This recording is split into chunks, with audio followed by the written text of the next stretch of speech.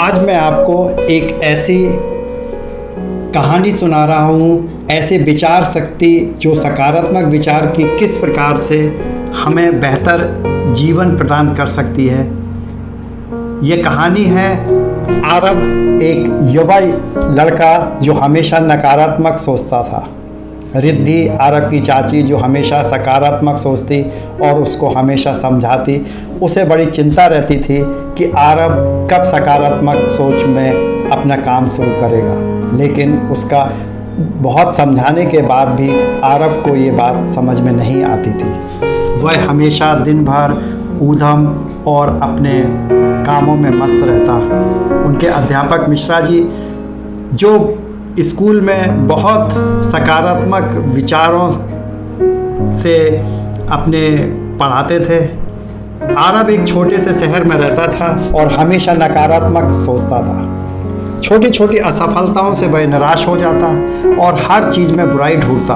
उसकी नकारात्मक सोच के कारण उसके दोस्त भी उससे दूरी बनाने लगे थे। उसकी चाची रिद्धि हमेशा उसे सकारात्मक सोच की शक्ति के बारे में समझाती, लेकिन आरब पर उसका कोई असर नहीं होता। एक दिन स्कूल में अध्यापक मिश्रा जी ने सकारात्मक सोच पर एक कक्षा ली।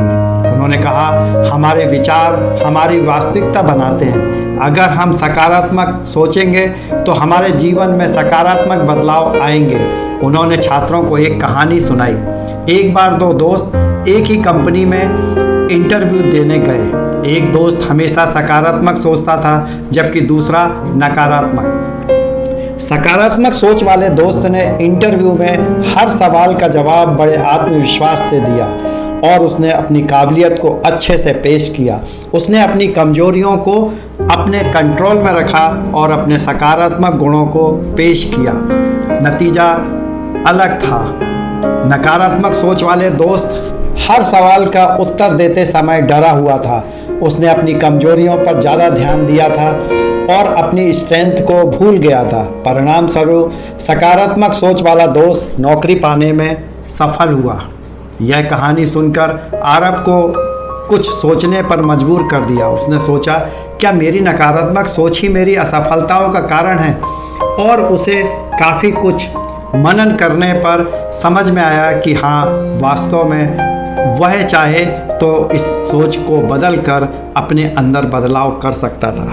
और उसने घर जाकर खाना नहीं खाया, दिन भर सोचता रहा और शाम को रिद्धि चाची से कहा कि चाची, मुझे आपसे कुछ मदद चाहिए। रिद्धि ने कहा, बताओ क्या बात है, क्यों इतने उदास हो, क्या सोच रहे हो? तब उसने अपने पूरे मन की बात रिद्धि चाची को बताई। रिद्धि चाची ने कहा, कोई बात नहीं, मैं तुम्हें कुछ टिप्स देती हूँ। अगर तुम इन पर ध्यान दोगे तो निश्चित है कि तुम अपने जीवन को आगे बढ़ा सकते हो। उसने कहा, सवेरे आपको सुबह जल्दी उठना है, ध्यान केंद्रित करना है, सकारात्मक विचारों पर ध्यान देना है और हर उन चीज़ों के लिए आभार व्यक्त करें जो आपके पास में हैं।